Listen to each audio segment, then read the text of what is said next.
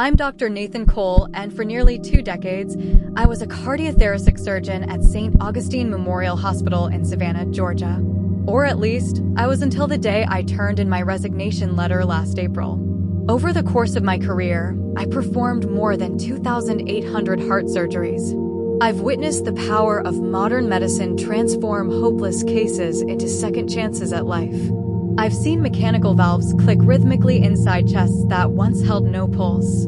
I've seen miracles, if such a word belongs in science. But there's one case, just one, that dismantled everything I believed about medicine, mortality, and what truly separates the living from the dead.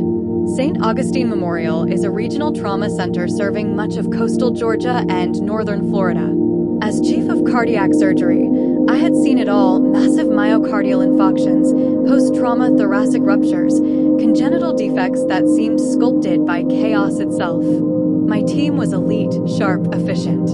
We had no room for the inexplicable. That illusion shattered on a stormy night in January of 2024. It was just after 11:30 p.m. I was dictating post-operative notes when my pager vibrated.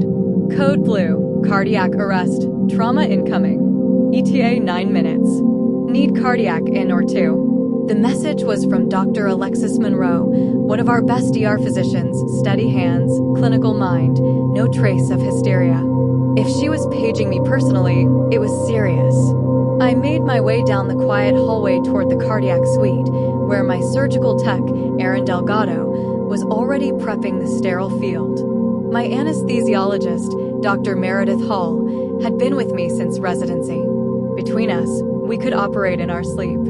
The paramedics burst through the double doors at 11:42 p.m., pushing a gurney that carried a man in his mid-30s, Jacob Harlan, a firefighter from Brunswick, Georgia.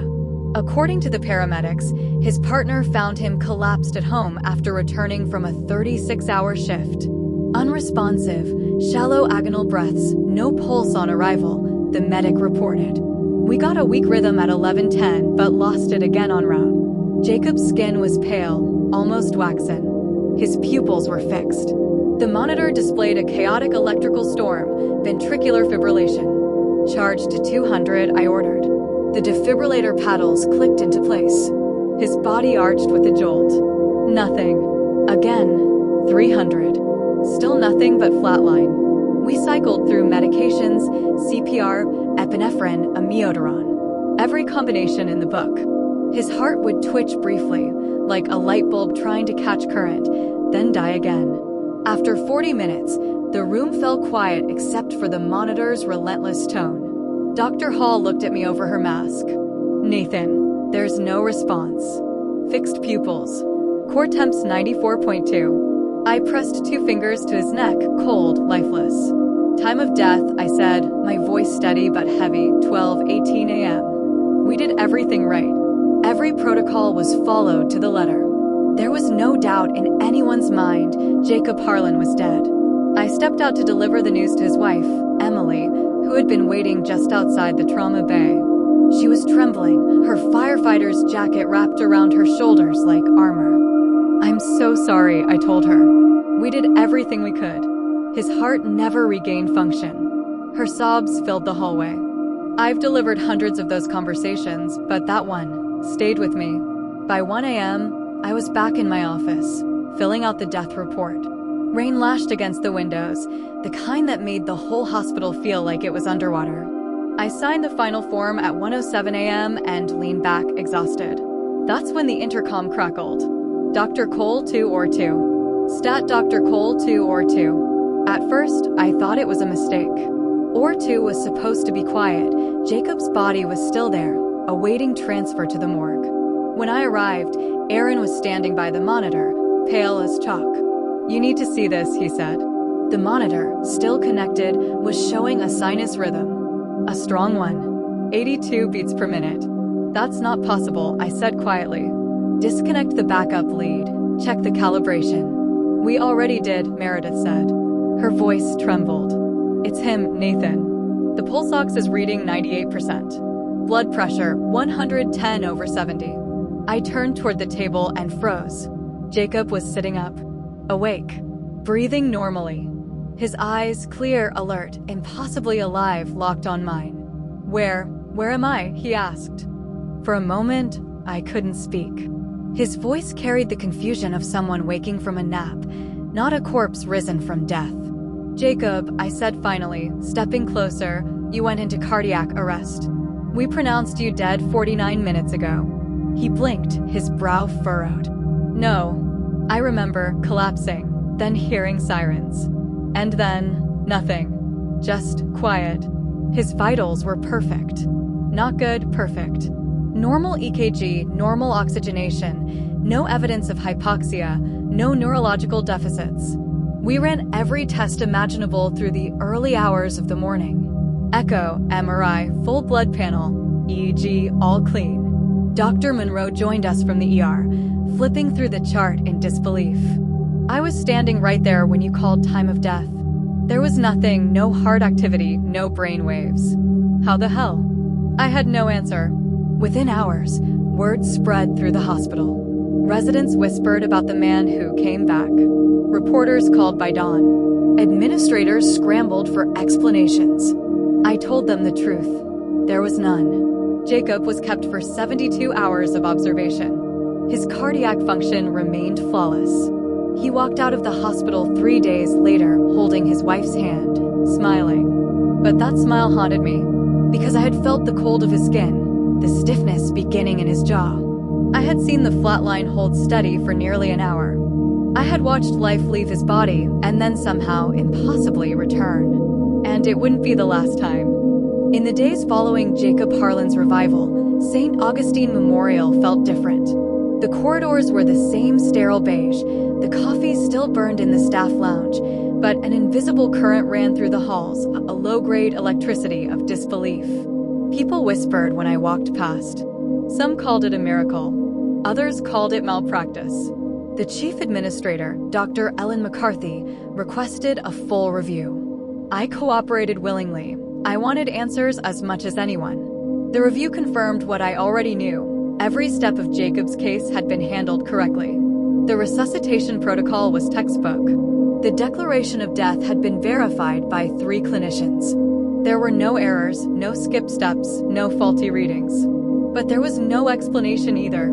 I tried to rationalize it as a freak occurrence, a rare, spontaneous return of cardiac function known as Lazarus syndrome. I read every case study, every journal entry, every marginal note from the past 50 years. In all those reports, the longest recorded delay between death and resuscitation was 23 minutes. Jacob had been gone 49. 3 weeks later, I found myself back in the trauma bay during another graveyard shift.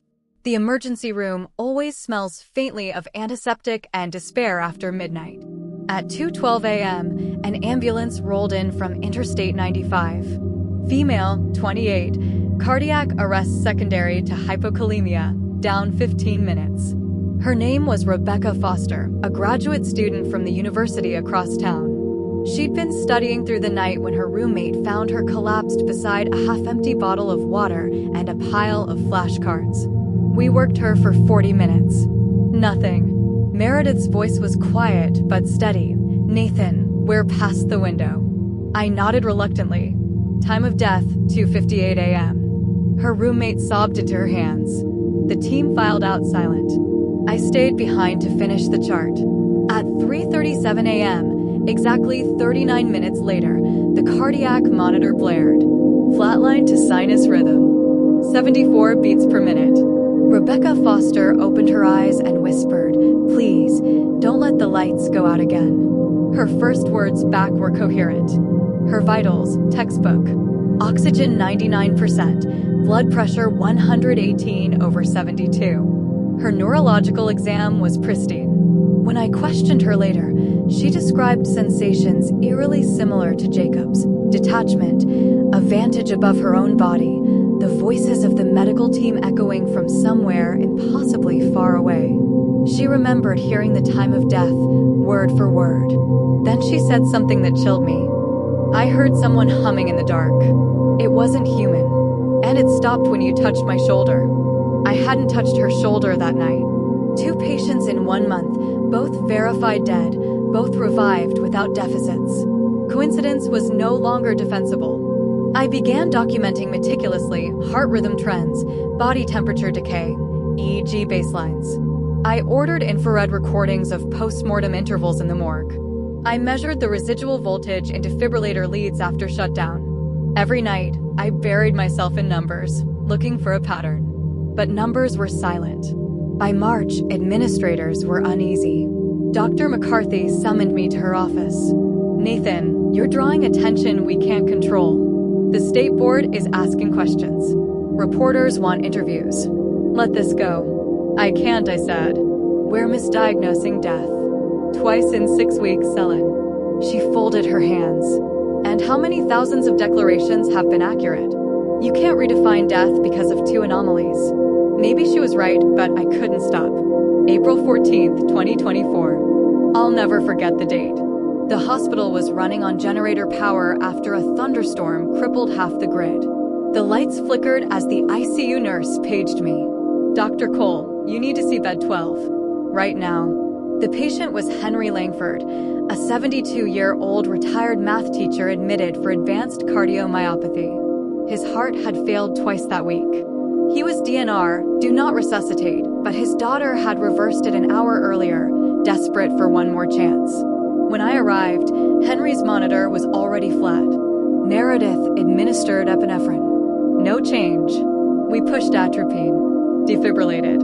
Nothing. Time of death, 10:11 p.m., I said quietly. We disconnected the leads and stepped out to inform the family. At 10:47 p.m., the charge nurse screamed from down the corridor. We rushed back. The lights surged, monitors blinking in unison. Henry Langford was sitting upright, eyes wide open, gasping for air like a man surfacing from deep water. The eerie part wasn't his return, it was the sound. Every monitor in the ICU emitted a synchronized tone, a low harmonic hum that vibrated through the floor. When it stopped, Henry spoke a single sentence before collapsing back onto the pillow. "You're measuring the wrong side of time." Then he was gone again, vitals normalizing instantly. That phrase haunted me. The wrong side of time. Henry recovered completely, though he remembered little beyond, a place where sound turned into light.